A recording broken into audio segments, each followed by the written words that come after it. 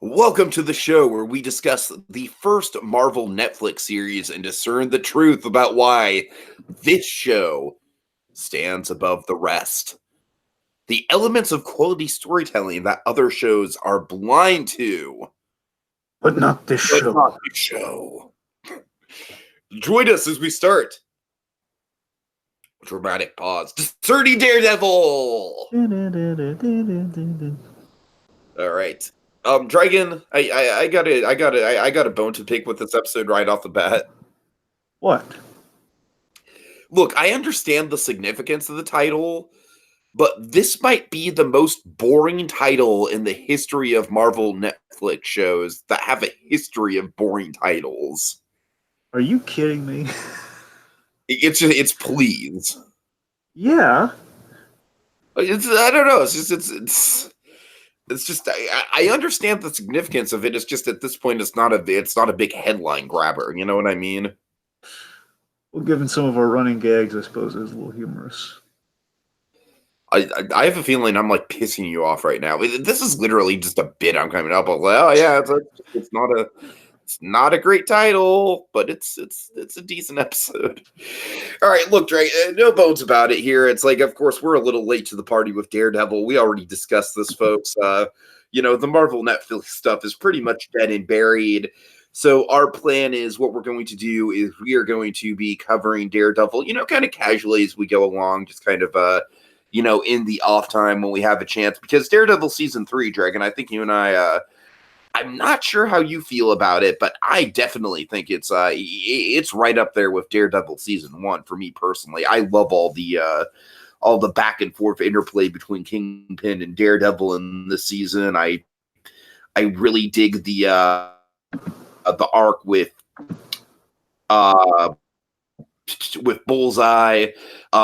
Nadim is actually a really compelling side character for a change. He's basically the good Madani. There's a lot of stuff to like about this season, so that's why we're giving it the treatment of every episode gets a podcast. But of course, we're a little late to the party because there's been a lot of stuff going on. So hopefully we'll get to it in good time.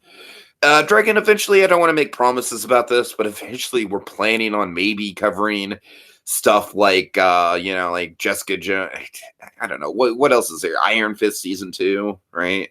Yeah, but basically, folks, the initial plan, as it were, I guess plan in quotes at this juncture, but the plan is basically we're going to usher in the Disney Plus shows, but basically around that time, ideally on let's say presumably on a month-to-month basis, possibly leading the months leading up to it. We'll kind of do like one big old kind of like season overview podcast for the ones that remain. Iron Fist Season 2, Punisher Season 2, anything else? And then Jessica Jones. Jessica Jones can be the last one whenever that comes out, which presumably will be before Disney Plus begins in November. Right. So yeah, that's the plan. That's a tentative plan for right now.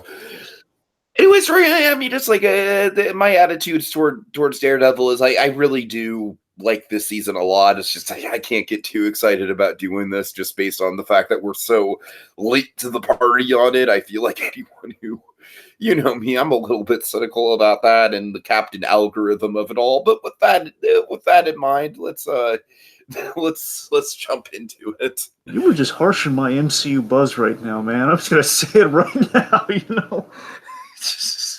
Yeah, well, I am the cynical person in the room, Dragon. It's kind of our dynamic. All right. Anyway. Very dynamic. All right, Dragon, you want to get into the plot? Yes, plot. Plot.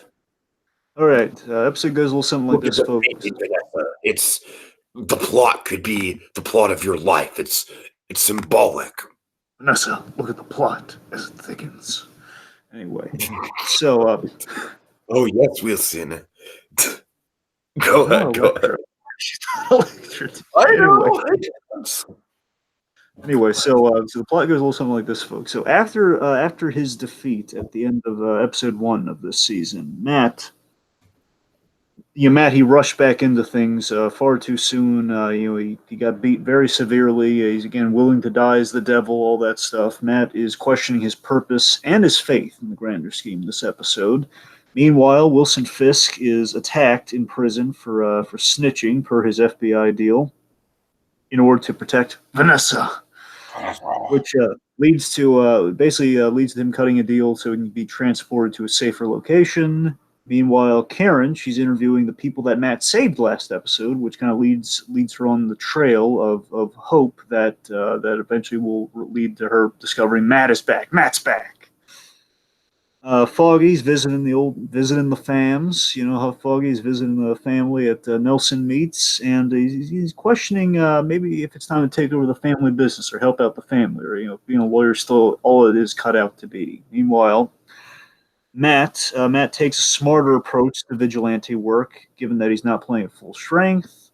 Fisk's convoy is attacked, and he and Ray Nadim are saved by a new character we get introduced. Matt, after all this commotion, he gets wind of Fisk's release from prison and the convoy being attacked, which gives Matt a new sense of purpose, and in some sense, his prayers to God have been answered. So faith and purpose restored. That's the episode. Right. All right. Okay, come on.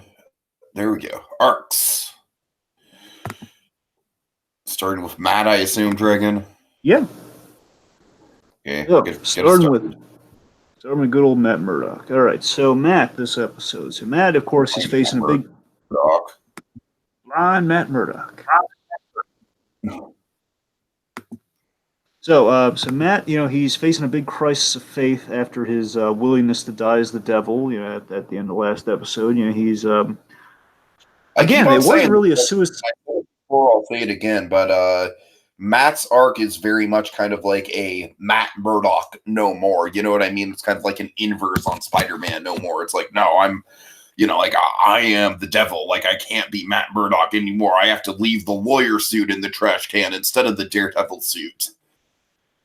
Yeah, and as I said, Defenders, kind of put him at rock bottom in the literal sense in episode 1, kind of put him at kind of the rock bottom of his soul, where, again, he was very much suicidal, which, again, for Matt, especially being the Catholic that he is, that's a big deal. Matt Murdock, again, was kind of suicidal. It's like, if I can't be Daredevil, I got no purpose. I have nothing left to live for. He wanted the bad guys to kill him in that moment, and he was left alive, again, much like his fate at the end of Defenders, which I really applaud the first episode for kind of leaving us at that place, and now we have the direct aftermath where he's kind of crawled his way back to Clinton Church, and again, he's just kind of having this huge crisis where if I can't, he has this really great conversation with Maggie. He has this great conversation with Maggie saying, if I can't perform my calling, then I have nothing to live for. And of course, we have Maggie's calling, kind of asking her, it's like, when did you know being a nun was your calling?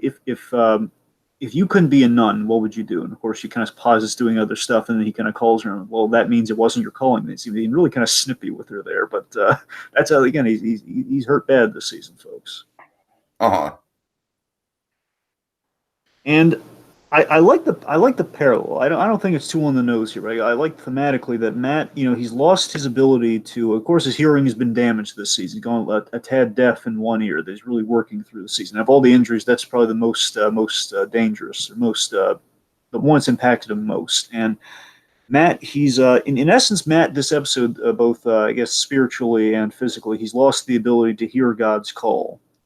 Like, he lost that ability physically with the ear, and the ear is healed up a little bit, but now emotionally he's kind of, he's not hearing God's call, so to speak. So emotionally, it's kind of where we're kind of taking the injuries. Again, episode 1's the physical, episode 2's the spiritual, I suppose. Yeah. We get that really interesting scene with the prayer in the church. That was a good moment. Yeah, and at the place where we get to there, I love that those flashbacks do serve a really great purpose. And we're just going to touch on the flashbacks a little here. We're going to focus on them a little bit. Yeah, right. That's the thing, Dragon. I'm kind of trying to dance around the arcs here with this. So forgive me if I'm not very responsive. Well, the point is, Matt, he believed. Basically, where we're at with Matt right now is that he still, he believes, he still believes in his religion, but he's learned from Job, as we learned last episode. He's learned from Job. The idea of God's perfect soldiers, and basically this episode he's really reminded of his past with those flashbacks. Matt is kind of remembering what kind of where he heard the call in the first place. Again, God's call kind of perceived from the people's call, people asking for things, people kind of begging to a higher power, and essentially he's basically now he's still God's soldier, but he's the enlightened God's soldier. He's the enlightened soldier of God's will, so to speak. So that's really what he's contending with here. That again, he's not on the best of terms right now. That he's basically still serving the cause, but he's a little more standoffish. Of course, we have that really excellent bit in the episode where he says, God didn't save you. When she's saying, "Oh, thank God for you," and he says, "God didn't save you, I did." Mm-hmm. So again, he's kind of taking a stand. Again, it's kind of, he has one of the big lines he has in the episode is, he accepts that he is Daredevil, and again, it's kind of the whole he's renouncing a side of himself, and he's going full. Again, while this season is Daredevil no more, by the same token, it is sort of like more Matt Murdock no more. It's he's going full. I'm sorry. Let me rephrase that. In the past, we've seen like season 2, we did Daredevil no more. Now we're doing Matt Murdock no more. Yeah, exactly. I'm Daredevil, and he accepts that, and he's a lot of interesting, kind of. What I do like about this show, of course, is that they don't shy away from the religious element of the character at all, and I think this episode is one of the better examples of it. It's an understated episode, but it gets to the heart of the character. It does. Now, let me talk about. I'm gonna thread the needle here through the arcs here, because my favorite thing about this episode, and the reason I'm really defensive of please, is I love the thematic. Well, first of all, I'm just kind of joking around with the please thing. All right, you don't really need to defend it. I was literally just looking for a segue into talking about the episode. All right. Well, regardless, I do want to talk about it. So. I love the episode. This thing on the rewatch, because basically we're kind of going into these. I'm kind of taking these episode by episode. Bear in mind, rewatching them a couple times, but again, kind of cutting it off at that specific episode we're talking about. So this is like getting ready for this is like the second time I've really watched this episode. So please, specifically, it kind of blew me away because again, when you're watching it the first time, you're just kind of binging it. You're just kind of going through them, like, okay, I'm like, yeah, exactly. And that is kind of like one of the interesting things about doing Marvel Netflix stuff, episode in particular. I mean, fact of the matter is we just don't have time to do the other stuff episode by episode. But, I feel like with Daredevil, especially season 3, it's going to be a good benefit, like you said, Dragon, to look at them as individual, to see how they stand up individually. Because, honestly, I do think that is one of the good things about Daredevil season 3 is that you do have really good standalone episodes that you can kind of point out. Like, even stuff like the Karen episode that kind of, one would argue kills the pace of the season a little bit. It's still a good standalone story. Certainly. And this episode specifically, there is a really great connecting theme to all the storylines in this episode. So again, this one was really a treat so far. Again, we're only 2 episodes into season 3, but this one was a real treat thematically. Oh my God, this one stuff I didn't realize the first time. Where the episode's called Please, and it's all about please in various different senses of the word. Like please, each character has an examination of the word please, where we have please in the sense of prayer in Matt's case, a plea, a prayer. We have please in the sense of prayer, in the sense of the Almighty, just the ask, like the asking something. With please at the end, there's the ask, there's the prayer, there's of course there's mercy, demands, there's Foggy and his family. There's Ellison giving, there's Karen asking Ellison for the story. Mm-hmm. That's what I'm talking about right there. And Nadeem having to ask at work, all that sort of stuff. Yeah. I can see what you're saying for sure. And with Matt here again, it's kind of pleased in the religious sense, and that was kind of the lightning rod for kind of aligning the mission for him. That he heard the the pleas of other people, and he has a request himself. Again, again right now he's almost like a Ronin. He's kind of a samurai without a master, as it were. Of course, he's lost everyone. He's lost his former master in terms of stick. And again, he's lost his. Again, he hasn't lost his. He's kind of diverging from the path a little bit. He's looking for direction. What we do dip into a little bit of Frank Miller writing here, and again, like classic good Frank Miller writing. Of course, Frank Miller, before he gets to Dark Knight Returns, he does Daredevil, so it's very appropriate. So, point being, sure. Frank Miller, Dark Knight Returns. Basically, the specific thing to highlight here is Batman Year One. Batman Year One. That whole story is about. It starts that story with Bruce Wayne. He has like the "I'm not ready." Again, he's been training for years, going around the world, and he wants to fill that void. He wants to honor his parents. He wants to start the mission, but he knows he's not ready yet. And basically, what we do here, and the reason I bring that up is it's Miller's all about waiting is death. That's the philosophy of Frank Miller for a lot of these driven characters, like a lot of the driven vigilante characters. Like waiting for them is death, especially if you're waiting for direction and waiting for something. Like Matt right now, his body is kind of physically, it's damaged a great deal. He's not ready to kind of dive back into being Daredevil full force at all.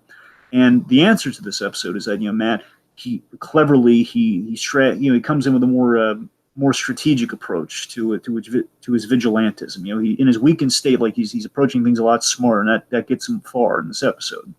That's what allows him to save the day and kind of stop and kind of foil the cleaners. Mm-hmm. In the episode, and in doing so, also really quick, I do kind of appreciate that the Cleaners is like a more of a standalone, like 2-episode arc. It's sort of like just a just a small but significant and personal thing that Matt has to take down almost to prove his own worth. It is, and we'll get into it episodes later. There is there is somewhat of a connect to the main plot, but it's not like overbearing. Like you needed this cleaner thing. It's like no, it kind of helps him kind of connect the dots. So anyway, but ultimately, what I'm saying is, I've watched these episodes once, Dragon. So again, we're on Tiki. We're on the same page. I'm just telling you what I. Sure.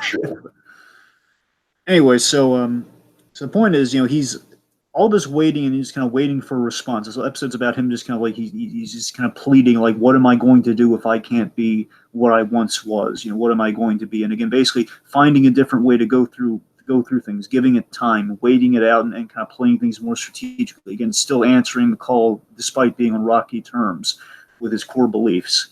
His prayer is answered at the very end with Fisk. He gets the news about Fisk, where again, like he overhears. He overhears the call that Wilson Fisk, that he's out of prison. Basically, that's his answer from the big man upstairs. That's him telling him, no, the reason you survived, the reason, again, kind of the Iron Man parallel from Avengers, the first one, where, he sacrificed himself, yet he was alive, and that's why he had the PTSD in Iron Man 3. Matt Murdock, again, he gave everything he had, and he quote-unquote died in Defenders, but he came back. And in coming back, it's like, what am I going to do now? I've lost everything. I can't go back to my loved ones. And the answer is no. You're on this earth to stop Wilson Fisk. To protect Hell's Kitchen. That's what you've always done. You need to do it yet again. So basically, he's kind of gotten some closure. He's got at least he has the answer in the form of purpose. The answer to his ask. The answer to his pleas. Mm-hmm. Sure. Well said. Yeah. All right. Anything else? No. Let's move on. Okay, let's go to Karen. Yes. All right, so I don't really want to trip over the Ellison stuff here, so let's talk about the interview mostly, I guess, right? Exactly, yeah.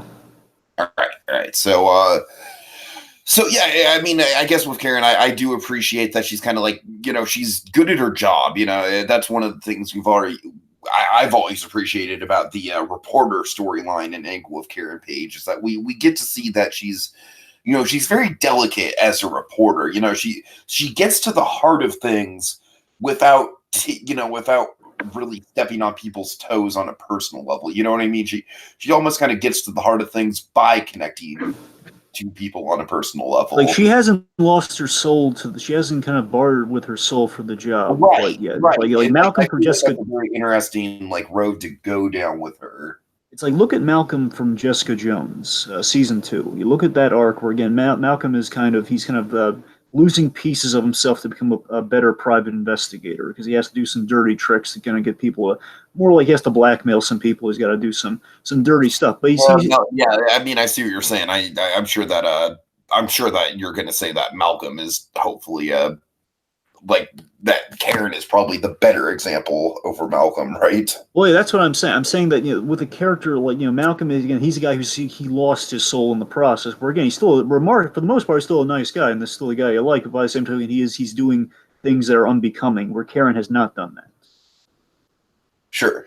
That's the thing. So Karen still remained herself, and she hasn't had to compromise like her core beliefs to be a reporter. Because again, she kind of. It's so funny with the way we've gone with Karen Page in the Netflix shows compared to where she usually is, because usually Karen Page is that she's the secretary who kind of goes down kind of the path we kind of learned in flashbacks later on, and that was kind of her lot in life, and just kind of some bad stuff happened to Karen Page. But here we've given her a much more interesting kind of like we filled in the blanks a lot more interestingly. Mhm. She's become a reporter. We've seen her do some good reporting in The Punisher, for example. She's got that. Karen Page has gotten around. She's getting name dropped in all the other Netflix shows. Karen's on fire, man. She's doing stuff. Yeah. I feel like it's a good example of kind of like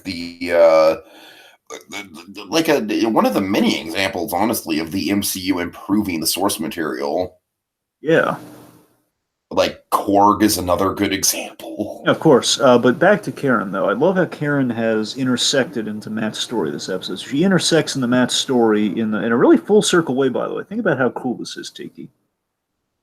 She's interviewing a woman who was saved by essentially by the Man in Black, the devil of Hell's Kitchen. Someone who's saved by a woman who was saved by someone by just a random attacker out of the blue. Exactly how Karen met Daredevil in the first place. And again, destiny being a call, man. That works. Sure. And of course, Matt, in essence, is answering her prayer, her pleas for her pleas of please let Matt be alive. And again, she this episode kind of gives her what she wants in that regard. So again, her prayer, and her pleases are answered here. Yeah. I'm sorry. I don't really have much to add to that. Dragon very eloquently stated, my friend. All right, okay. So real quick, one that they want to hit with Karen just before we move on. So Karen, I like that right now we're doing with Karen. She's contemplating her past and her mistakes. That's the tact that she uses when she's talking to, I believe it's Nedia, and you see it's Nedia and her father Rostam. Those are the guys who were attacked. So Nedia and Rostam Kazemi. So the point she's talking to the daughter Kazemi here. And basically, she's relating to her past. And again, there's also a little bit like kind of a father-daughter thing, which, as we're going to find out about Karen in later episodes, there's definitely an element to her past about kind of trying to reconnect, daughter to father in a way there. So that's kind of interesting. Yeah. Good point. That's a good call. I can see that. All right.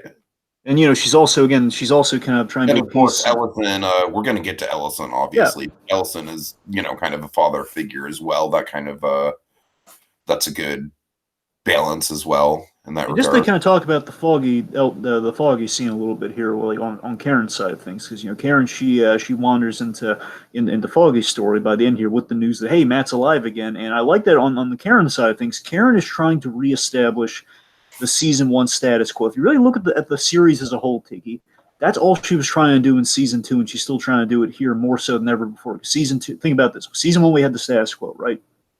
Yes. Season 2, that was stripped away from her because that's when Matt and Foggy were butting heads, and Nelson and Murdoch essentially got kind of closed down at the end of season 2. In season 3, she's trying to rebuild season 1 again and trying like Matt's alive. Let's get the band back together, man. It'll be great. And so that's kind of what her it's kind of the pitch that she's making the Foggy here. Again, Karen is oddly enough. I guess I'm getting at here. I'm just kind of discovering as I'm saying here is that Karen's trying to fix the past because she can't fix her own past. Yep. Yeah.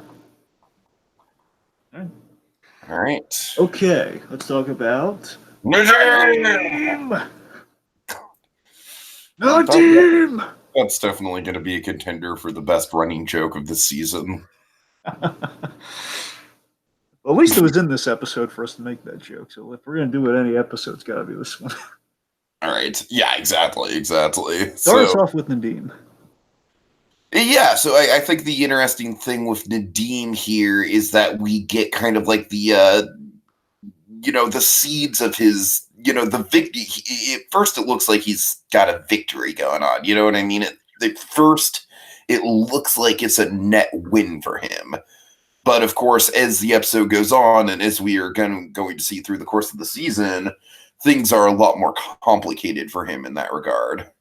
It's, where the wheels are already kind of coming off. It's like, this Wilson Fisk thing is, we can see how it's benefiting him, but by the same point, we can see how he's getting a little bit skeptical about just how much power Fisk is getting. Yeah, I mean, the FBI, you gotta remember, Nadim's landed the biggest fish in the pond with Wilson Fisk. Right now, like he's feeding the FBI through Wilson Fisk. We have this, remember we see like the Albanians getting busted at the start of the episode. He's like, things are going great. Ideally, things would be going great from Nadim. But interesting thing is that, Ray Nadeem, he's done really good for the FBI, and yet they're reluctant to let him run the Fisk operation and give him the promotion that he needs, again, to get more money for his family. And the grand scheme of things right now with Nadeem's stories, that Hadley is doing this to protect him. What she says in the episode is from the financial scrutiny of the FBI to promote him. They need to review his finances and everything, essentially saying he'll be unprotected and kind of scrutinized on a main stage. And again, Nadeem again, his pleas is like, please get. Again, he has kind of a twofold plea. So he's kind of asking Hadley for a chance here, and of course he also has to make kind of the ultimate pleads. To protect Wilson Fisk and get the FBI to put him in protective custody and just kind of get him in a secure location, get him out of prison, which in itself is a really risky move. And again, it's a crazy deal that he makes to. I mean, it's just how interesting is it? Of course, I'm always going to praise this about Nadeem. I love this character. Is that basically the guy who's responsible for Fisk getting out of prison, the guy who kind of puts the main conflict into motion, is arguably one of the more sympathetic characters in the game. What I love about this scene, Tiki, is that, again, he's making I love how he performs this scene. It's a really good scene because, again, he's saying, hey, I hate Wilson Fisk too. I need to take a shower every time after I talk to the guy. But again, basically the line that he said really got me going, Tiki, is that New York City is safer tonight because of Wilson Fisk. And how chilling a line is that? You can't argue that logic. You can't. And again, that's the fascinating thing about Wilson Fisk, that he's arguing. What I love about all of this, and what's great about the performance too, is that this is a guy who, if this doesn't work, if he doesn't get this promotion, he is screwed. He did the biggest, most impossible thing he can by getting Fisk, to cooperate, Fisk to make the deal and everything. And again, he got what he wanted, but again, he's still not getting the promotion. If he doesn't make this sell, it's like Biff Loman practically. It's like, the desperate salesman trying to make the final sale here. Like that's why he's convincing, because he's very highly motivated. Sure. So again, this is just all of this kind of descending from that please idea too, which is just again, like this the motivation behind the pleas and the desperation, which of course is kind of the stuff. Oh my God, Dragon! Speaking of which, I just realized there's a please in my blinding moment that we'll get into. I know. I'm so glad because I was going to bring that up later. Yeah. I just now realized that. You see what I mean, right? Yeah, for sure. And that's the thing is basically right now in doing this, there's he made a pleas, but the caveat with the pleas, again, like Nadeem gets what he wants. He struck the deal. He got Fisk in the protective custody. All that happened, but again, in doing so, it came with a trade-off. There's no going back from this point, which means, as Hadley says, Fisk, it's everything that happens is on you now, which again is kind of a double warning, saying, essentially, again, I won't say exactly what ends, but the point is like, Fisk definitely has kind of something going. Fisk definitely has an ulterior motive in things here. And this for sure.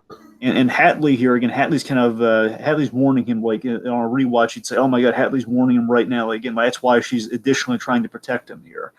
And again, like there's no going back. And anyway, so there's no going back, and more so the danger that he lands himself, because Nadeem is almost a goner in this episode. The first time I was watching the episode, I thought he died. You were just like, oh man, they really developed that character for 2 episodes. I mean, let me ask you this, T. The first watch, did you think he was dead? Because he was bleeding, he was upside down, and we were focused on Kingpin during that whole scene. I thought he was a goner until I saw the next episode. Honestly, I don't really remember. Like in the moment, I was so focused on Kingpin, and of course the big bullseye reveal that I honestly don't remember how I was feeling about Nadeem at the time. Yeah. Of course, in that moment, we do get that great Nadeem! Oh, God bless D'Onofrio. Yes. All right. Anyway. Speaking of which, is that a good segue? Yes. Okay. Let's talk about the guy who uttered the words Nadeem! All right, so we continue the parallel between Matt and Fisk here, where they're both in a vulnerable position at the start of this episode. Where again, Matt is just we also had that intro, by the way, with kind of mirroring what Fisk and Matt are going through. How they're both kind of mirrors in their own right. It was perfect. They did that great fade out between scenes, like Matt's kind of sitting up, and then we parallel like Fisk kind of sitting upwards. It's great. Yeah, good stuff.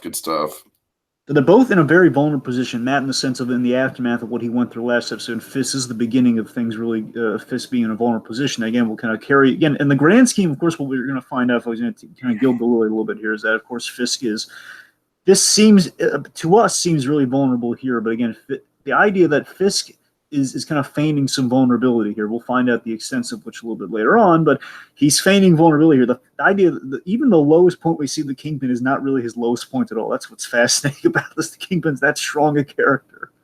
Oh yeah. You know, it's like this is the Kingpin. Like, you know, again, like it seems pretty. Like, again, he's almost killed in prison. It would seem.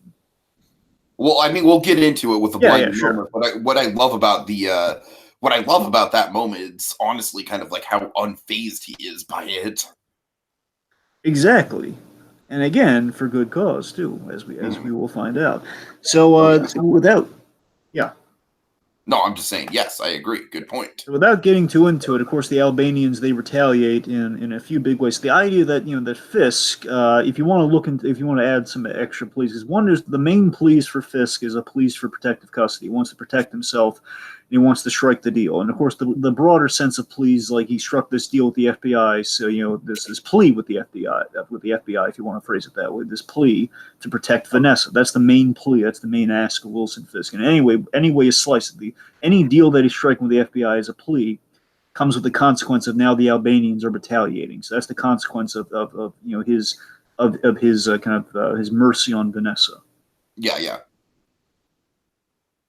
Which again, seemingly we're taking, we seem to be taking the Kingpin's power away. Again, emphasis on seemingly. Oh yeah. But I do love this though. I love that. Well, again, I guess I'll save it mostly for the blinding moment that I'm thinking about it here. But suffice to say, Fisk. Dragon, I have to apologize. Like for some reason, I'm having a harder time than usual trying to separate like the arc from the from the dynamic, from the blinding moment. It's not that I'm not engaged in the conversation. It's literally just that like these three things are kind of like overlapping with each other. So if I don't seem if I don't seem like I have that many points to talk about, it's just because of that. It's just like I feel like those three things kind of overlap here. So anyways, I apologize. Go on. Well, one thing with the pleas, actually. So again, the pleas I have to read into a little bit here, but here's the main takeaway I got with the pleas with Wilson Fisk that I did want to bring up is that to me, Tiki, and you can tell me if I'm crazy here. To me, it seemed that I love that the Kingpin doesn't necessarily ask for anything. Again, like I'm saying, please in terms of the deal that he struck, but if you're really looking like a little like he's not even asking for this. He's pointing out that this is in your best interest. I love yeah, for sure, and that definitely points to the the master manipulator quality of Fisk. He has a way of getting you to do what he wants while thinking that it's your idea. I know, and I love the fact that it's like the Kingpin, this powerful figure. He doesn't need to ask for something. He commands the will of others, which has a parallel to the Matt Murdock arc. If you want to look at it again, there's so many ways you can look at it, like the first season of Daredevil did, where again Kingpin was kind of looked at. We had that scene between Matt and Lanton way back in season 1 where he parallels Kingpin to the devil. Remember, Lanton talks about that. Oh yeah. There, a guy like kind of slaughtered a guy in a village. And you showed him kindness and everything, all that stuff. Sure. And here what we're kind of doing. You could still make the devil connection. By the same token, Kingpin is in an almost a godlike position where, again, he's the one calling the shots. He's commanding the will of others, which this episode in parallel contrasts to Matt. Matt is someone who's looking for an answer from a higher power, and his answer is Fisk. I mean, think about how fascinating that is, man. Yeah, it's good. It's really good. Yeah, I mean, I'm digging this. Again, this is where the pleas really kind of got my attention. Like, oh my god, it's like, yeah, he doesn't even have to ask for anything. Oh god, and Dragon, I can't believe it's taken this long to bring this up. I was waiting for you to put this together. Yes, that's what I was alluding to earlier on. Victor Zsasz, played by the wonderful Anthony Carrigan, one of his landmark lines from Gotham. Please. Look, guys, that's interesting. I'm really nice guy. I mean, I have you all fooled. It's a rules. I'm polite. I'm kind. I should be a hotel manager. Oh God. Anyway, so again, we're not talking about Barry. We're talking about Daredevil here. So I mean, yes, Barry, you killing machine. Do I not tell you that enough? Anyway, Bill Hader shenanigans aside, here let's talk about some daring dynamics. Oh yes. Okay. Let me switch that off. Oh yes. All right. Give me just adjust the ratio really quick, like here. So Three. I spoke of Okay. Matt and Lantum earlier, and that's the main thing we should start off with here. Let's talk about Matt and Lantum, specifically the awesome flashbacks and the payoff we have with the flashbacks. Yeah. Sure. It's definitely a good flashback in terms of just kind of bringing us back to that like old school young Matt Murdock days, and I really like how it pays off. Where basically like what Latham's saying to Matt is like, look, you kind of have to, you have to make your own choices in life. You can just you can't just go off and keep doing this stuff, but at the end of the day, your life is kind of in your hands.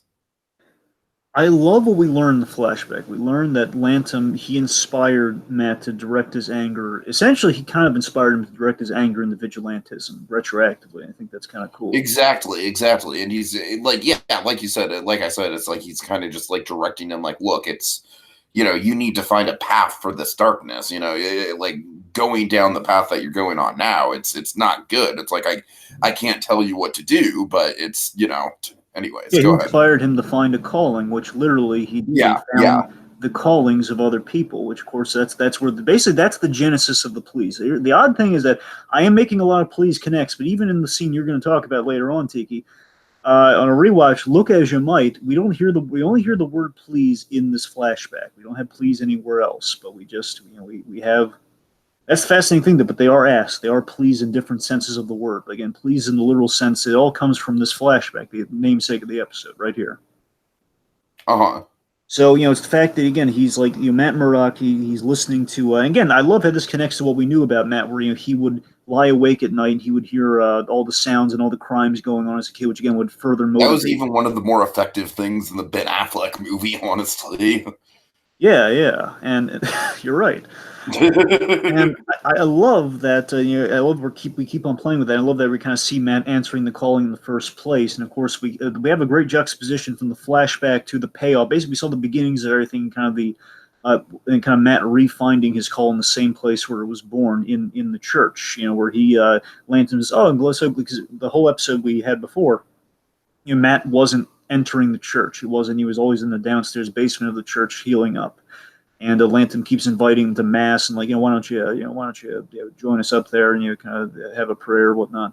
And Matt's kind of turned him down here, but again, Matt's looking for answers. He's trying to hear the call, and basically, it's kind of an answer to Lantham's thing here. He's telling him what we saw in the flashback, where he heard other people's prayers, and he kind of believed that to be his calling to answer some of those prayers, and he believed more so he thought it was like God whispering. And basically, it's a payoff to Lantham said, God, there's not always a burning bush, Matthew. Sometimes God speaks in whispers. And I love how Matt Murdock as Daredevil always has kind of that whispery delivery. So I love it's kind of him echoing the words of Lantham. And then by proxy, I love that he's, again, the whispers of the people, like in church, or like in their moments of desperation, like their moments like right before they're about to die, the cries for mercy and for help.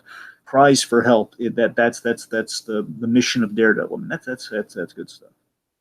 Yeah, for sure. Yeah.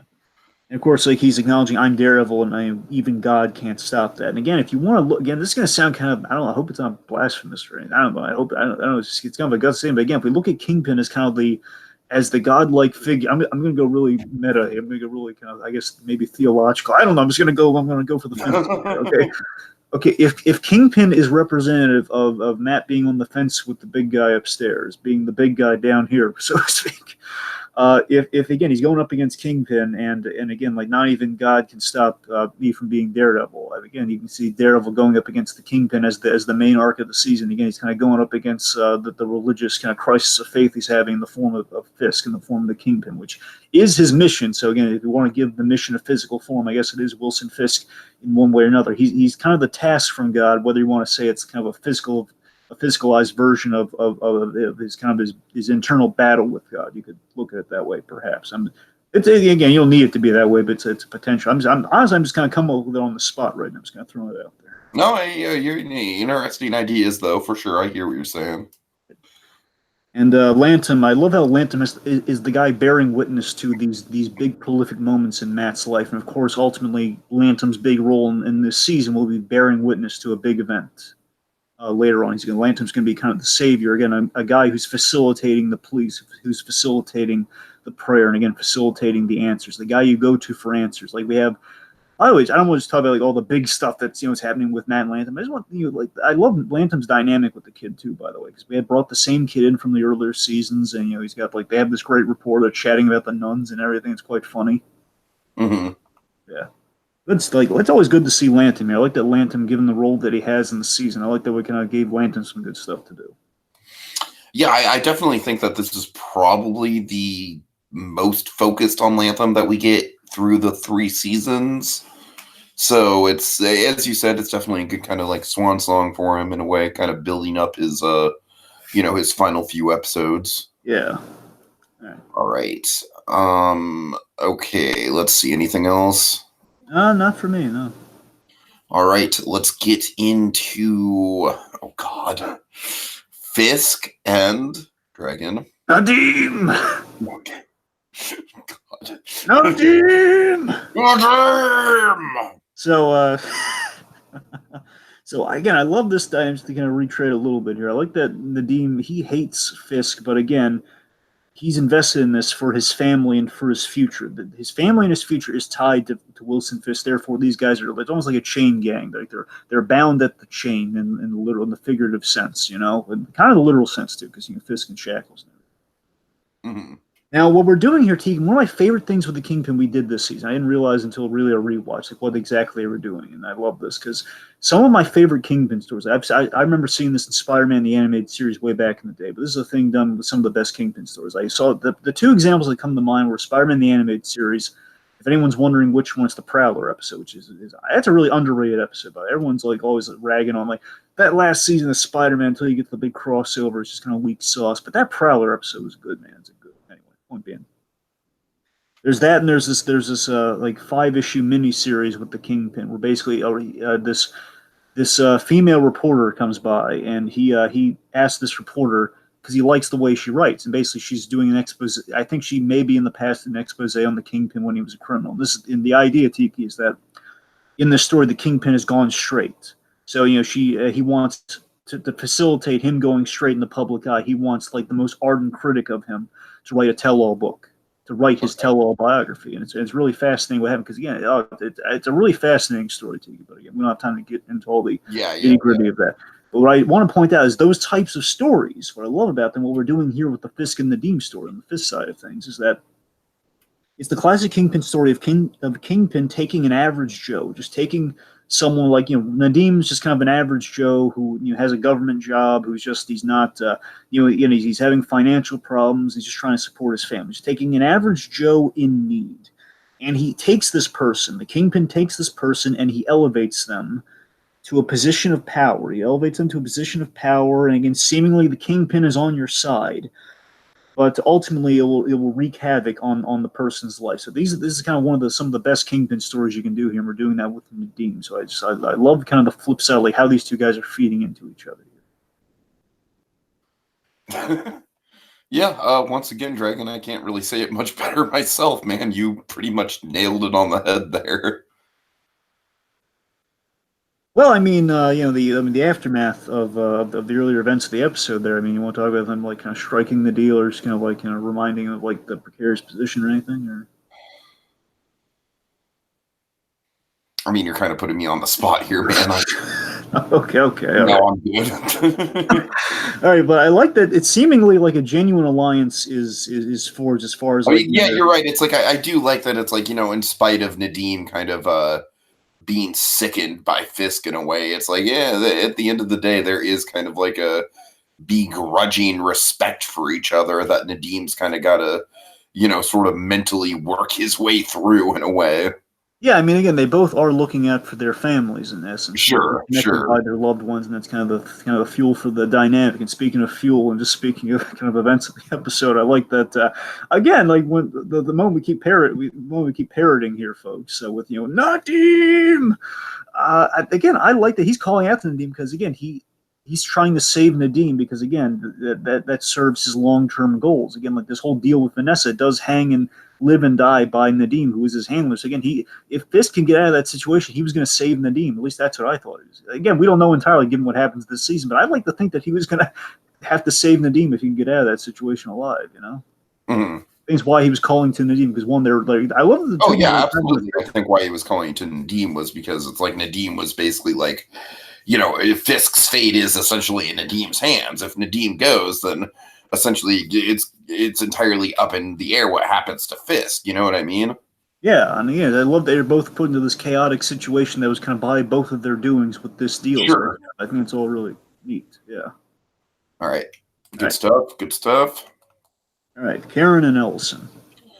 All right, so I mean, this is going to go by quickly, but like you said, I mean, I do like the fatherly kind of role that Ellison. It's like he's kind of like, all right, look, it's like we've been circling this story for months, but if you really want to go for it, then fine. You know what I mean? It's kind of like a begrudging respect. It's like he knows that he doesn't necessarily want to believe what Karen's putting out there, but he's got enough respect for Karen to know that she's on to something, even though he might not be buying it himself. Right. Real quick, I wanted to read something in the comments section from Donovan Martin saying, going to start going back to this after Doom Patrol, which, by the way, Doom Patrol, I'm not fully through it myself, but so far it's been impressive. So it's I watched the first episode, honestly. I liked it.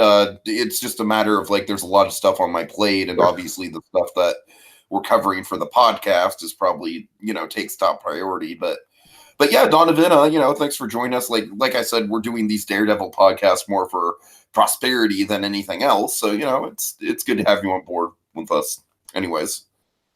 But yeah, Tiki, I mean, I think I don't want to undercut your point because I do think it's valid, and I think Ellison essentially he means that. But I mean, you got to remember Ellison did put her on the put her on the other story, kind of infuse that in there. I mean, I don't know how.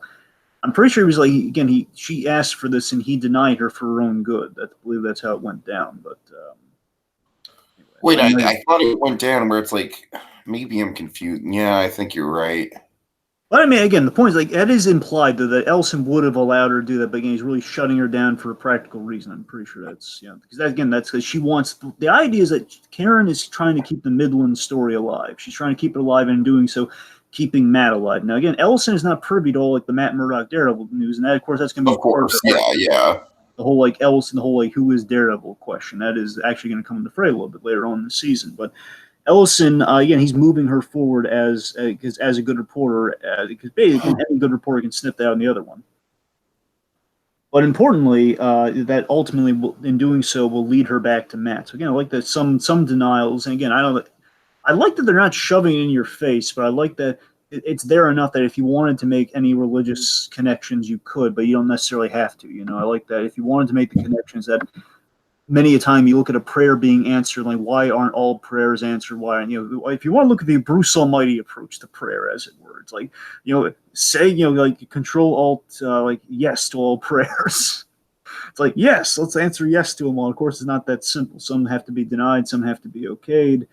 And that's kind of like the way we might look at it here with like some of the police being answered, some of them not being answered. Where again, Ellison saying no to something does bear a lot of fruit for Karen at the end of the day. So again, there is somewhat of a plan. You could look at it that way, or you could just say, well, it just happened that way. Not to say it's because of a whole interconnected weaving of red thread. I don't know.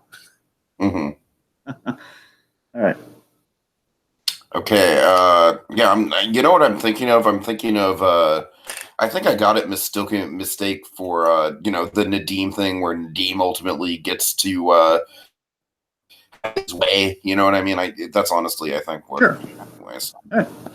Okay. So, I'm sorry, Greg. I'm getting like self-conscious about my performance in this podcast. No, it's fine. It's fine. Let's take the lead. No, it's really not. I'm kind of dogging it, but anyways, Foggy and the rest of the clan Nelson Dragon.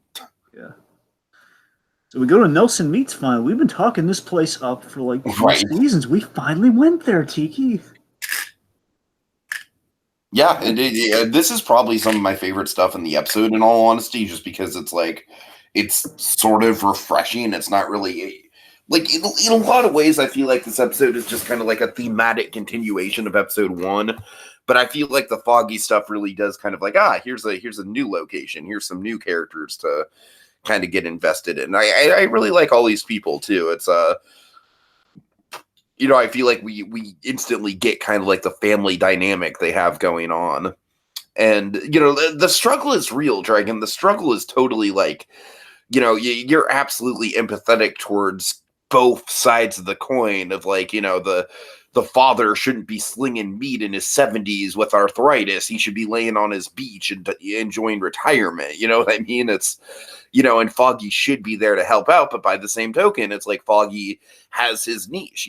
He's found his calling and he's got a very good life set up for himself. So it's like there's no easy answer out for either party involved. And I like that I like that we essentially get 3 conversations with Foggy. We get one with his mother, one with his father, and one with his brother. Yes. And I like how all 3 of these people have different points of view on the situation. The mother very much wants him to come back. The mother's the one that's the most persistent about it. The father is kind of the one who it's like where he's almost kind of like masking like, yeah, I want you to come back, but I'm not going to tell you to your face because I'm really proud of you. And then the brother is almost kind of like, at least Dragon, correct me if I'm reading this wrong by all means, but the brother is the one where it's like, look, it's, would I like your help? Yeah, sure. But at the end of the day, Foggy, you're kind of like the guy who's risen above us all. You're kind of the breadwinner for the family at this point. It's, the brother's almost kind of like letting him leave the nest in a way. You know what I mean? He's kind of the one that's really giving him his approval. Am I making any sense here, Dragon, or am I just... No, you are, but just to kind of flesh out his brother's Theo. So Theo, more specifically, I mean, you're right about that. It's just that Theo also, it's like... It's kind of like with the mother and the father, we see kind of 2 sides of the same coin of wanting Foggy to come back. But Theo is the only one that genuinely wants Foggy to stay where he is. Yeah, I mean, the idea, to what I got is, so yes, his mother would like him back, but she's not pushing. So basically, the Nelsons are a bunch of really cool people. That's kind of the main gist of it here. So, his father, it's like 40 years in the butcher business, and, Foggy, he broke out of the meats and drywall, kind of, like, the Nelsons are known for 2 things, meats and drywall, as in, like kind of light home construction, I forget I don't know if Foggy has, like, another brother who's in drywall, because I know we mentioned the drywall side of things. I think he has a cousin in drywall, or he knows a guy who can do drywall. The point being, the Nelsons own a butcher shop, and the running gag was like, my mother, my mother wanted me to be a butcher, like my brother. And I like that we have like an element of sadness attached to that, because remember with Foggy, he would bring this up in like a comedic sense, like, oh, I think all that Nelson always talking about being a butcher. He could have been a butcher. It's like the way Beverly Goldberg says, I could have been a lawyer, and she does. One of the great running gags in the Goldbergs. I could have been a lawyer, which, of course, given our love of law with both Daredevil and with Better Call Saul, makes me laugh every time. It's just anyway. Point being, I love that we do have a little bit of drama kind of scene here. That maybe it was a little bit more of a sticking point that Foggy, he broke out of the business, and at the time, it's just kind of more of like, yeah, live your dreams, Foggy. If you can get you can earn the law degree and everything, by all means, get out of there, break it on your own. But now we're seeing, years later, we're kind of seeing that no, there's a toll, there is a consequence to this, where his family, Theo took the really beautiful thing is that Theo took the burden. And that he's the one saying, no, look, Foggy. Because Foggy, again, he's not guilted per se. His mother is like very like, look, I'm not going to tell you have to come back, but we could really use you in your father's arthritis. I feel like his mother is the one that's pushing it the hardest, though. I'm right about that, right? Yes, his mother's pushing it the hardest. The only complicated thing I can't say you're wrong on by the same token with the father. So the father is mostly like, it's like kind of a denial thing where, again, yes, the fact that that's what I'm saying. I feel like the father, it's like, he really wants to be upfront with Foggy, but by the same time, it's like he has a harder time being open about it. Yeah, well, it's more of like, I think it's more of a self-denial thing of like, he won't bring up where it's like you have to admit his own kind of like his own mortality and his own like, the arthritis in the hand kind of becoming a problem. That's what it's a little bit more of. But yeah, sure. The point is like there is an issue there that the father's not bringing up. So. But I love that his brother, his brother loves him. Like, this is a family where, like, Foggy is the beloved uncle to his kids. Like, the minute Foggy gets in and gives the kids some candy, and of course the kids are being chased out by the grandmother. Says, hey, who I can smell that candy? Don't tell your mother or my mother. So, his brother loves him to pieces. He'll support his dream without question. And now Foggy's in a place where without Matt, without Matt and just seeing the state of his family, is kind of questioning, well, I mean, I've kind of reached the end of all the hopes and dreams, and things went really belly up in season 2. But I mean, again, I did really well for myself, not complaining. But it's just, I don't know if the law is speaking to me the way the way it used to. He was just really putting it all, like Mom's putting it all in Front Street, and again, Foggy's kind of basically, Foggy is asked please by his mother and by his family as a whole. Again, in some senses more than others. The point is, like, that's the ask for Foggy. The ask for Foggy is like, please come back. And Foggy answer is mercy. He's considering mercy to the plea, to the prayer of please come back. He gives it legitimate thought and consideration. That's the thing. If you really want to look at all seasons of Daredevil, Foggy's always the most kind of level-headed and most, like the most interesting kind of accepting of the characters. Where, again, don't get me wrong, it's not an easy path accepting your friend's a vigilante. By the same token, Foggy is he was the most straight and narrow character. Where, again, he's never kind of been. Foggy's never quite gone to a dark place. Foggy's been the guy. He's been kind of a guy who's just kind of living his dream and just trying to be he's very straightforward with what he wants. I want to be a lawyer, want to make lots of money, but he has an ethical side to him, so he doesn't go too far. And he's like not trading his soul. He thought about it once, and then of course the guy killed another guy with a bowling ball, and that's like, oh god, we can't cover a guy like that. No, right? Like, okay, no, that in the immortal words of Carl Fredrickson. Well, that's not going to work. Exactly. So yeah, and again, ultimately, Foggy is presented with an opportunity with Karen's pleas. Karen kind of walks by and she's saying, "Please, join me in this hope that Matt has returned. Let's accept that Matt's come back." And kind of a pleas for let's. Again, as I mentioned in the last episode, you had Foggy and you had Karen, where they were of diverging opinions. Where it's that one's trying to cling to the past, being Karen. That's kind of her thing for the whole season, given what happens in her story. And Foggy's trying to move forward. And again, Foggy's in a symbol of his past, his family. Again, he's being called to go back into his past, and he's having trouble doing that. But he knows it's ultimately what we know what happens with Foggy. I'm sorry if I'm just going on here just real quick. I love that Foggy, again, he's kind of being baited by his past. His past wants him to come back, but again, ultimately he's going to have to, with Matt coming back into the fray, and of course, his family kind of being in peril this season. He's going to need to go back into the past in many sense of the word. But at this moment in this episode, he's trying to bury the past along with Matt Murdock, and Karen complicating matters is not making it easy. So he kind of has to be a little harsh with Karen, but he's not being unfair. He's just saying, Karen, look, my best friend's dead. He would have come and found me if he were alive. And of course, it's kind of horrifying. That, of course, that kind of cuts deep with what we see is going on with Matt. Where Matt's like, look, I can't have connections anymore. Exactly. So so again, Foggy. There are a lot of really interesting layers with Foggy this season, this episode even. So that's really all right. Okay, so let's move on to Dared to be different. Yeah. All right. How did this episode rise above the task, Dragon? Well, again, I've kind of talked it till I'm blue in the face here, but the theme of pleas with the multiple context and parallels, again, yeah, you very much walked me into liking the title, Dragon. If you've accomplished anything in this podcast, it is very much that. Well, you kind of lose it because you didn't really have a problem with pleas in the first place, but it's. But you have again pleas in the sense of prayer, in the sense of favor, like doing a favor, in the sense of kind of the ask and the sell of something. Of again the Lantern flashback kind of conversation, starting the pleas. The again ultimately how it relates to Matt in the sense of it's a help being the operative word again. Matt being answering the call to help people again. Pleas being indicative of help and progression. So it's gonna, yeah. Yes. Of course, as with any good Daredevil and Kingpin story, I feel like the two characters are kind of like written to mirror each other very, very well in this episode. Absolutely. We get a lot of we explore the religious side of Daredevil a lot in this episode, which is really cool. And again, without feeling ham-fisted. Character. Yeah, not feeling ham-fisted, like, thump them with the Bible. Absolutely not. Yeah. Let's see. I love again the opening's really great with the FBI, busting in sequencer, and of course, like the last time we saw something like this was the Pavarotti scene from episode 13 of season 1. We saw the whole vampire going away. So this was again, I don't know why, it just had really good pacing, really good energy to it because we go from Matt Murdock's defeat to the FBI's busting in. Yeah, for sure. They're taking the Albanians, so we're seeing kind of again we get a taste of what the FBI deal with Fisk looks like. So again, we see that without lingering on it too much in the season.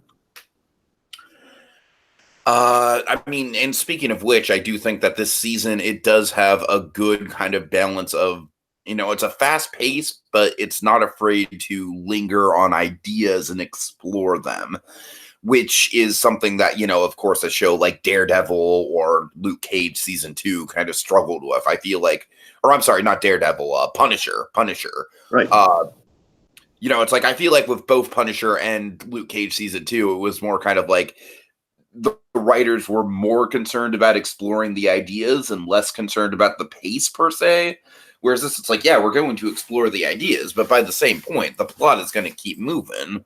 Yeah, I love, as I mentioned, I love Matt's smarter approach to things while he's playing Hurt. Specifically, less of the vigilante side of things, because I already talked that to Blue in the face, but more accurately, I love the detective work. I love kind of blind Matt Murdock. The laundromats and the different scents. That's all really good. Yeah. Of course, the Chris French cleaners, those guys, basically like the ideas that they wanted. It was a real estate thing, which of course will tie into ultimately kind of the big reveal of the season, where again they were, at least right now, it's the fact that the father and daughter didn't want to sell. The father was approached by these guys about selling. They bought the property essentially. We'll get into more of the specifics down the line when it comes back to the fray. But the idea is that the father did not want to sell the cleaners on the block and his block essentially, and they were pressured. They were going to ideally, I guess, they were going to try to kill him, if not scare him, then try to kill him so they could reabsorb that land. That was essentially the idea. Right. Again, that's not really the point here. It's going to be delved into. No, I mean, like I said with the cleaners, it's like it's less to do with like the actual plot, and it's more to do like they're kind of like I don't want to call them a plot device, but they are just kind of like an element of the story that's meant to just kind of get Daredevil back into the swing of things. And a very appropriate one, though, because remember, Daredevil's whole thing, you have a kidnapping and capture and just kind of random violence. Yeah, absolutely. It ties into the pilot episode of Daredevil. Sure. The kid being kidnapped at the end. That's right. Kind of emphasis of Cutman. It gets them to the core of what people think of when they think of the Netflix Daredevil and the whole shebang. It's of course like tracing the smell and feeling with his hands. He knows his hearing's a little off, so he's kind of making up for it with the other senses that he's got there. So that's really cool. Like Mary felt the guy missing the finger, missing the nub on the finger. Like that was really cool. Little detail I forgot to mention. Yeah. A little detail I forgot to mention in the previous episode that's also here, and you kind of see in the main image. He basically does this for the whole season. I just want to mention it here. Just go ahead. I'm just saying, yes. Right. I love that if you look at his mask has that white, basically there's like a white mask underneath of it. Now, the reason for that is he basically, it's extra padding because, again, he took his ears are the most vulnerable spot on his head, and his ears are the most vulnerable spots on his body right now. So the idea is like he's padding it under the mask, which is why he has that white kind of lining underneath the mask. I thought that was a really cool detail. It's like a little subtle detail, but it's there and it's kind of visually present during the whole season. So that's kind of neat. Yeah, that is very subtle. I wouldn't have even noticed that if you hadn't pointed it out, honestly. I mean, he has it for the whole season. In the last episode, you see him just kind of pick up this white thing before he puts on the mask. And again, that's why he needs to pad those ears so they don't get hurt that much. So he can help filter things out a little bit. Kind of the visual symbol of him playing Hurt the whole season, along with like the white that he adds onto the costume throughout progressively. And of course, the black and the white, kind of the good, bad. I don't know. That's very like elementary school symbolism there, but it's there. Oh, it is again. Kingpin and Daredevil, the white and the black. Exactly. You're not wrong. And the blood spattered red later on with. Sure. Right. All right. And of course, getting to your point, it's we get a fantastic character introduction that I don't want to give away, but it's very good. It's very good. The whisper motif, the whole God, the mission, the parallel to the Devil's Whisper, all that. So the whisper thing is really cool. Yep. I like that Matt's senses. The idea is like Matt's senses come back at that moment too. So again, Matt's again like he's kind of fully he's more in focus when he hears that at the very end. So that's also really like the hearing physically, his body and his body and his soul are kind of realigned at the same moment simultaneously. So that's good. Mm-hmm. All right. I'm trying to see if there's anything else I'm missing here.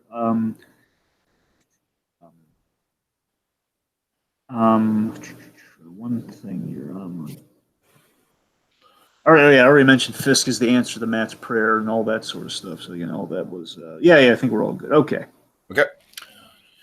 All right, so let's move on to our blinding moment of awesome.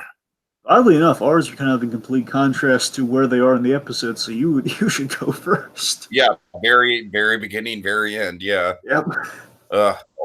Also, I'm sorry. I just want to linger on just how cocky and cool Matt looks in this image. Well, you know what's even funnier? It's not even the first scene. Both of ours are the second to last scene. Like yours is the second to first scene, and mine's the second. Oh yeah, you're right.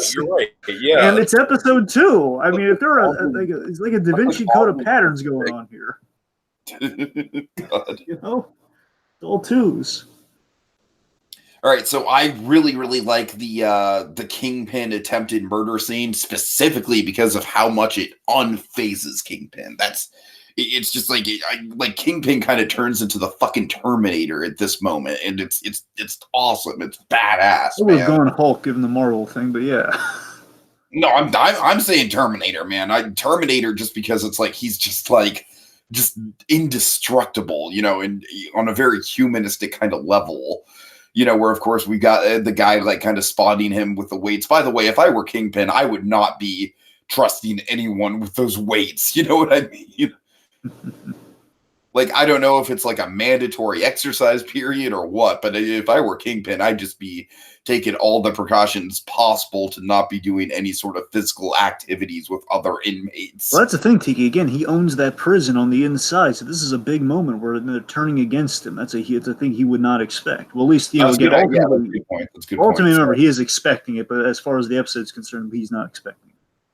Yeah, so anyways, the guy just kind of goes in for the stab right there. What I love about it is, like, literally for the rest of the scene, it's like the only thing that's affecting Kingpin is literally just he's got like a splotch of blood on his jumpsuit. It bleeds a lot though when he sits down. It bleeds a lot though. No, it does. But what I'm saying is that this is kind of like the Terminator quality. It's like it's a big wound, but he's taking it. You know what I mean? He barely even.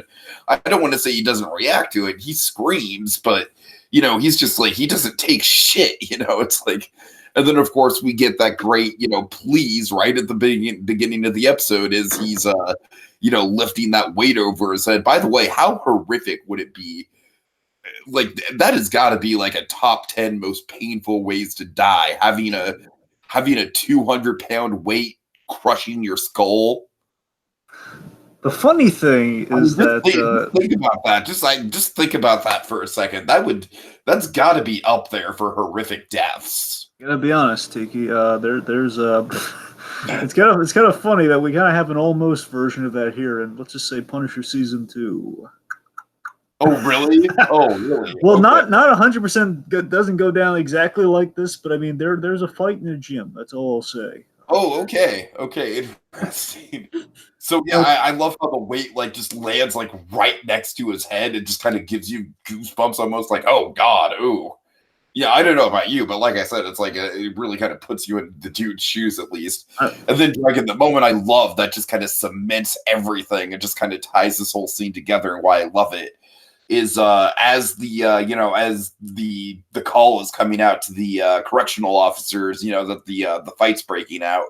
All the other inmates get up against the wall, but Kingpin just kind of cockily sits down and.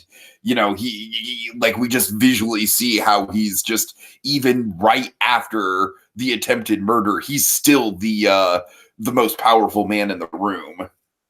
Absolutely. And yeah, I just think that whole segment, just on a visual point of view, is just framed so well. All right. Well, one thing with yours I wanted to bring up too. The thing I always that was in my head when that moment happened was I love that the Kingpin he doesn't kill that guy for a very good reason. Of course, the ultimate reason is that it is kind of against part of the grand scheme. But more importantly, the bigger connect is again goes back to my favorite episode, Daredevil season 2. It goes back to the Kingpin in prison episode, where again he can't cause a fight in prison, or Oh else yeah, that's going to sure, ruin things sure. with him getting out and him. He's gonna ruin. It's gonna attack on Not to more mention, time for him. So just crushing a guy's skull with a 300-pound weight, maybe not good for business. well, I mean, ordinarily that's like a typical Tuesday for the Kingpin. Usually it's a car door, but it's that's what I'm saying. Like it would be again, Kingpin ordinarily he would just kill that guy right then and there. But again, Oh, again, aside from the actual reason why he doesn't do that, the main reason again it would tack on time and ruin his deal with the FBI if he did something like that. So again, it's like again, I love that Vanessa is the reason he's not just kind of giving into his worst instincts in there. Yeah. sure. All right, so my moments again, second to last scene in the episode.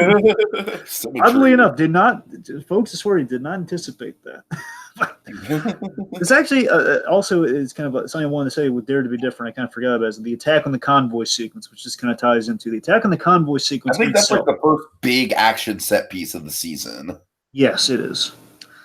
It's I gotta love how I closed in on how we're focused on Kingpin in the situation and everything. It's just, of course, one of my favorite things in that sequence where he's basically kind of does the upside down kind of panda escape here, where it's Kingpin using his full strength and he has like the whole like 19. Like that's the big one. He says Nadim. They basically again the car has been hit by the Albanians because basically Kingpin, the guys who were raided in the very beginning were the Albanians. So that's the idea. They're coming back. All these guys are Albanians coming at him for revenge. So they were shooting at the car and basically they rammed the car, so it kind of like it's tipped upside down or like on it. Yeah, I think it's upside down. So it's upside down, so he's kind of hanging upside down. But he uses full Kingpin strength to break that chain, which in itself is cool. And it's how closed in, like the lighting. It's a perfectly directed sequence. First off, and then that's not even my blondie moment, folks. That's all just icing on the cake. That's the setup. My favorite moment is the Bullseye introduction. Oh my goodness, I love the Bullseye introduction for two reasons. One, it's freaking Bullseye. I've been waiting for it. But here's the thing. So Bullseye, I really didn't have an idea what the guy looked like. Before he before the trailer. The trailers haven't shown him outside of a costume. Mm-hmm. And I was really guessing, like, oh man, when are we going to get Bullseye? When's he going to enter the season? Because I hear he's an FBI agent. That's what the rumor is. I don't know exactly. Because that's the thing. Here's the thing. I'm not going to say they retconned something, but here's the thing, Tiki. Way back in season 1, there was a little Easter egg for Bullseye. And again, it wasn't discerned it wasn't saying like full on, this is Bullseye. They could always kind of wiggle their way out, and they did for a better reason. So at least they did with good reason. Because I always assumed, like many people, we all kind of speculate that we saw the sniper that framed Daredevil for the murders back in episode 6 of season 1. That guy, he shot everybody, and basically framed Daredevil for the murders and all that chaos with all the explosions that killed the Russians and everything. And he left a card that was the Ace of Spades card, and that's Bullseye's signature. A lot of people thought, okay, the Kingpin knows Bullseye already, and then that's how they'll bring him in, like whatever season they bring in Bullseye. And they made it like, this is the first time Kingpin's meeting Bullseye, which again, given how this story goes and given what happens, let's say episode 5 and 6 when we get to it, it was a good call. They made a good call, and again, it was like a little Easter egg, so they weren't like, again, it's a little foreshadow of things to come. It's like what we do in Gotham all the time with Jerome or something. It's like all the Joker nonsense. Perfectly fine. My point is, Bullseye's introduced. The point is, Kingpin is seemingly, emphasis on seemingly, is dead to rights. They're cutting through the car. They're about to take him. I love how like the bulletproof, like the car has the bulletproof protected windows and everything. And Kingpins are gone. They're about to cut through the car, and they're about to take him. And just as that's about to happen, we don't get a full view of the guy. We just have someone walking in the background, and we hear like single shots ring. The first view we get of Kingpin or of Bullseye is his skill set. Yes, exactly. So we have roughly 17 shots. 17, like there are roughly 17 or 18 men there. Basically, there's like 20 men there. Let's say 17 of them are holding guns. And the idea is that the point is like he fired like 17 or 18 shots, single shots that took out at least 17 to 18 guys. And you can see it and I love this from Kingpin's perspective. You're seeing this. I love how we're framing it. Importantly, we're framing it from Kingpin's point of view. seeing this firsthand. That's going to be a big detail for their story going forward. And the Kingpin's seeing this firsthand. We even get to see, and on a rewatch here, completely forgot about this, we get to see the ricochets. We get to see how good a shot he's. Like, he's ricocheting bullets to kill guys. And even better, and this is the important part. So after, like, some of those ricochet, just those perfect, like, single shots, like, bam, bam, bam, bam, and we get to see him come into fray a little bit more, and then we have this, he's killing, he just throws a couple knives at guys, again, just killing people with other sorts of weapons, which is Bullseye's most, Bullseye can kill anyone with anything. That's the idea, like, with perfect accuracy. And then, the best part, the coup d'etat, the big part that feeds into the pleas of it all, Tiki, that men are begging for their lives, they're surrendering, they are pleading for mercy, and without hesitation, he kills them. That's going to be a big plot point in the next episode or two coming up. Basically, when Bullseye enters the fray, it's going to be a big plot point that, he killed unarmed men who surrendered. Sure. And Kingpin saw this. He killed them without a second's hesitation. And then, of course, Kingpin kind of comes out there in kind of a plea-like manner, just like his hands are up, and he's a very kind of like submissive manner. And then he looks up, and the guy who just basically his Fisk was kind of being carted onto the saying, "Okay, no messing around, Fisk. You crap when we tell you to. What time you follow our schedule, man." Like we get introduced to him by him calling him convict. Yes, I mean? Like he's dehumanizing him in a way. Yeah, he just calls him convict, and then in the earlier scene, then we have this reveal where Kingpin looks up. And he looks at him like gun drawn on him after he did all that damage, saying, "Don't move, convict," or like "Stay down, convict." One of the things. And importantly, and this is what I love about all of this, and this is why this has, without questions, is the best of my whole thing, aside from all the Bullseye awesomeness. Kingpin's intrigue and surprise. Knowing what we know in this season, that Kingpin did orchestrate this. And it could have gone one of two ways. It could have gone the way of, basically this happens, and again, basically this gets Kingpin what he wants to happen in the next couple episodes, or just maybe this might have been an early escape for him, one of the two. Either way, we're working in his favor. The important part is that this happens, but the thing he did not count on all of this, retroactively, is Bullseye. Bullseye was an utter surprise that then you see Bullseye is kind of like just the X factor in his whole plan. And just the intrigue on his face of Fisk being surprised, well, again, I don't want to jump too into that a few episodes. And the point being, he's so intrigued and surprised by Bullseye. And just then Kingpin holding all the power, all the cards in this episode, in this season, again, that vulnerable position. But now he's like, what is this? This is something I didn't consider. That's great. Yeah. Oh, all right. All right. So let's move on to our penultimate moment. A broil trail, it makes me want to wag my tail.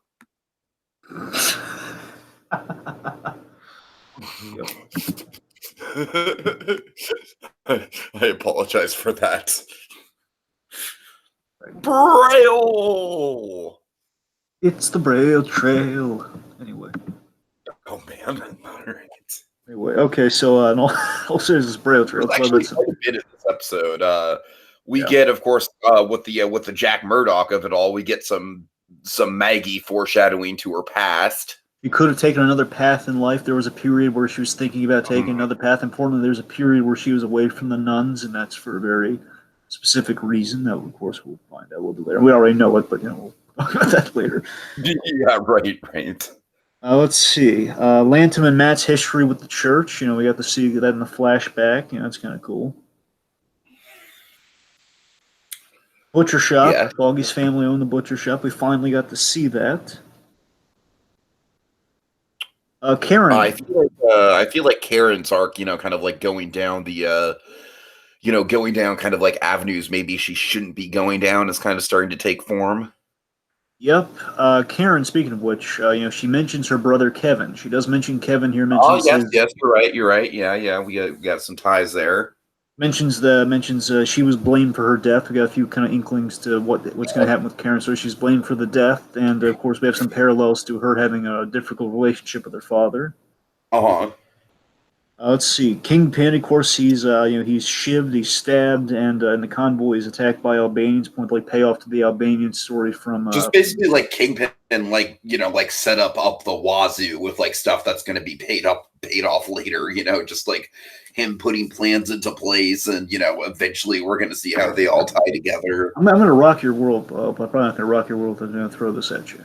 Nadim has a buddy. Okay, Nadim's buddy in the episode, Agent Weller. Yeah. Wellers, I think plural, so it's not Peter Well, it's like Wellers. Anyway, the point is, Agent Wellers, his buddy with the sandwich, that guy. Yes. Yeah, he's Yes. the one who tells him what's going on with Hatley.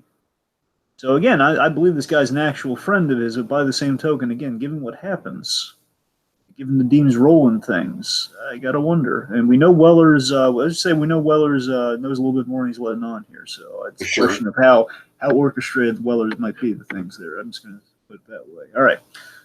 And by proxy, it's kind of a hat league and trying to protect Nadim from the getting Fisk details. She's trying to protect them. So, and that's also going to be a little payoffy later on. Bullseye's introduced, really cool. And of course, again, we kind of retcon the old little playing card. We did something even better with that introduction. What we're going to be doing this season with Bullseye, the whole convict dynamic, that's going to pay off. Mm-hmm. We continue Matt's crisis and evolution of faith. We set up that Fisk is going to be on house arrest. You know, we kind of set up the rules and limitations of the house arrest and how it's going to go down. Oh, one of my favorite things I forgot to mention during Kingpin. I might as well mention it here. We have Kingpin's speech while he's in the car. We parallel the Samaritan speech from season 1 when he's in a convoy that goes wrong. That's a good point. That's a good point. That was a really good speech too. I just want to give it some credit right here. Where the speech is something along the lines of like a stone and steel. That's a challenge for someone to find their way out of. But love is the perfect prison, inescapable. And basically I love that Kingpin's aware of his handicap. That again, love is that he basically reflects on the entire Daredevil season 1, where it's like, I used to think of love, it made me more powerful than anything, but actually it's the weakness I have to roll with right now. And he's unafraid of what else follows. So in a way, it's just kind of tipping off that this convoy is going to go awry. I know it's going to go awry, so I'm unafraid of what's the follow, so long as Vanessa's all right. So yeah, so that was really cool.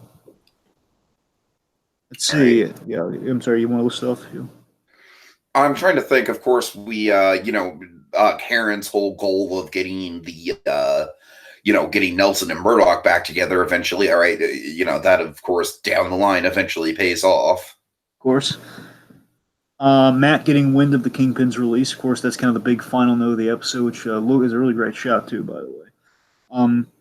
Let's see. We mentioned Foggy and Marcy. They're still an item, and there's this little thing. I love this, especially on a rewatch. Marcy's been down to Nelson Meets, and she's met the family because they know about her. That's kind of. I'd like to think that hoity-toity Marcy, she's been down there. She's like Foggy's mother's probably been really nice to her and everything. She's met the family. You're right. That was an adorable little side detail. Like, there's a little side story somewhere. It's like, Marcy and Nelson, they're all gawking over. Oh, man, Foggy did good for himself. Don't you think, Theo, stop embarrassing your brother out? Right. Oh, man. Let's see. I'm trying to think if there's anything major. I think we're pretty much. Of course, as I mentioned, too, like the father and daughter who were saved, they're going to the whole real estate developer thing. They were targeted for a reason by that gang. We're going to pay that off later on again for the whole real estate thing. But again, it's more of a minor. Nadine kind of being on sort of right on the edge of his arc of things are going well for him now, but of course it's going to all start to unravel very quickly around him. Yep. Let's see. Hell's Kitchen being ground zero for vigilantes, which, as we've seen in the other Netflix shows, is something really true. Because we got the Jessica Jones, you have the Punisher, you got of course, kind of a bit of an Electra going on, but not really a vigilante. The point is, the stuff that went down the Punisher, we have a lot of vigilante talk going on. I got my own spin-off series, Matthew, just like in the 2000s movie. Oh God. There's I know there's some. Who plays my older sister? All right, so we have let's see, of course, the convict nickname I mentioned. Oh, Blake Tower's in the episode. Remember Blake Tower, the DA, who's going to have a big role this season. Blake Tower, sure. He's going to have big role. And he's kind of appeared in a few of the other Netflix series too. Because remember, he's been in Luke Cage. He's been in I believe he had. I know he's been referenced in Punisher. I assume he's made an appearance. It's been a while, so I don't. Yeah.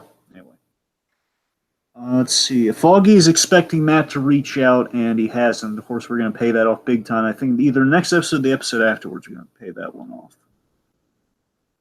All right. I know there's a reference to the Daredevil movie in this episode. I'm kind of blanking on it right now. I swear to God, there's a reference to the movie in here somewhere. Oh, right, I got it. What is it?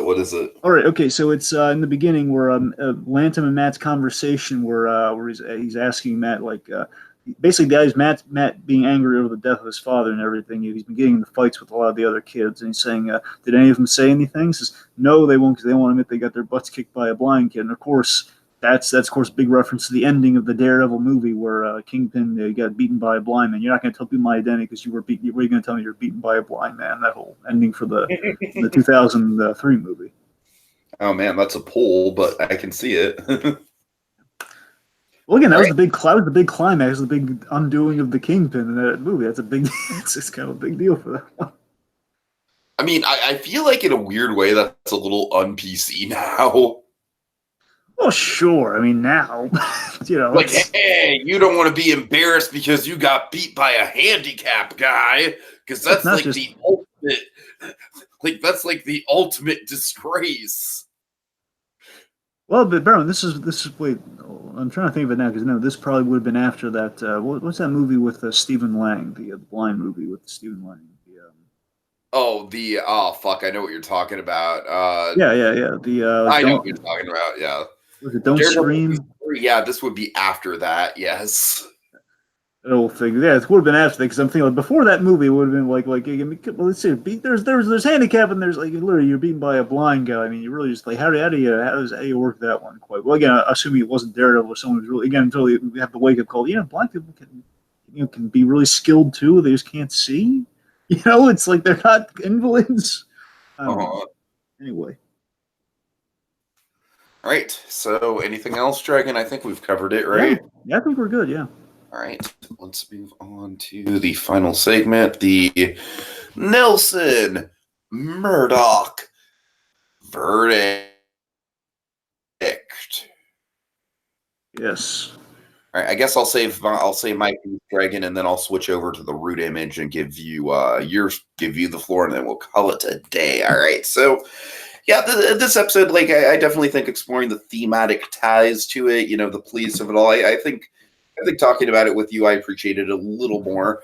I don't necessarily think I feel like it's definitely feels like kind of like a, like a part two of episode one instead of its own standalone thing, because I feel like, as you said, like episode one kind of got the ball rolling, and then episode two is kind of like an examination, like a theological kind of like, meditation on the themes present in episode one. But that doesn't mean it's a bad thing. It's definitely an interesting kind of like theological kind of episode for sure. And it does have the best set piece, the best action set piece of the season so far with the ambush. And it's got some really good fist stuff. Like, overall, it's not an episode where it really like sticks out in my mind of like, yeah, that's like a top 3 episode of the season by any means. But, it's good. It's definitely got a lot of redeeming qualities to it, especially on a thematic level with how many like the 6 degrees of please. So, yeah, I like it. Go ahead, Dragon. All right. Well, for me, this episode is very thematically. Is a very thematically strong episode. I do echo your point that it is kind of a continuation, more so in the fact that it's a strong continuation of the arc that was put into play. So I was like trying to find the way to phrase that, because it's like, no shit, Tiki. This episode 2 is a continuation of season 1 episode 2 is a continuation of season. I'm saying season. Episode 2 is a continuation of episode 1, but you get what I'm getting at, right? I do. Okay. But it's still, even that said, and this one, thematically, it's really strong. He knows what it's going for here. It's a continuation of Matt's arc in a fitting way that really has a great command over the story. This episode, by the same token, it has a good command over story. It has some really striking visuals. Again, like the parallels, the shots it gives from Matt to Kingpin.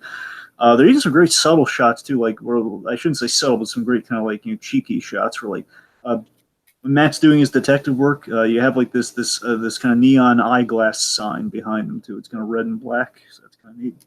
Mm-hmm.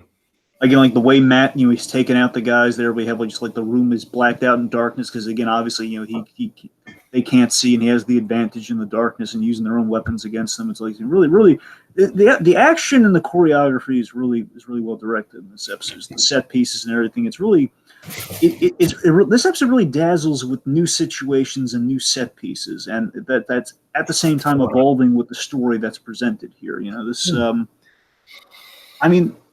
This episode is sort of proof that the episode is as strong. Basically, it's kind of proof that Daredevil this season is as strong going out as it was going in. Again, this kind of complements the idea that if Cutman was the big sell of season 1 of Daredevil, this episode, I'm not saying it's necessarily a Cutman, but again, in terms of like it's not a Cutman. I'm sorry, it's not. It's a good episode, but it's not a Cutman. Well, sure.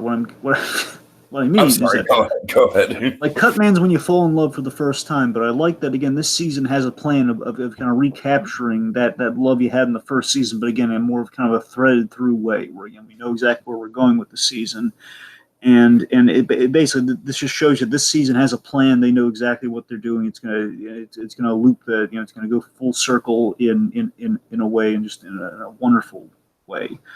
And it holds up especially on a rewatch. It's just mind blowing how well the episodes hold up on a rewatch. It's kind of the best thing I can say about this one. It's kind of a testament to how well something can hold up on a rewatch for this show. So, yeah.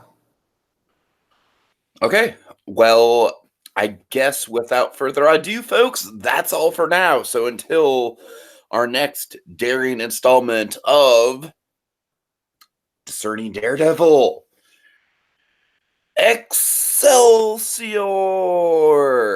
Enough said. Nothing! I was like trying to think of another thing to do before, but then, let's just go with that. Please, Nadine! Please! Nadine!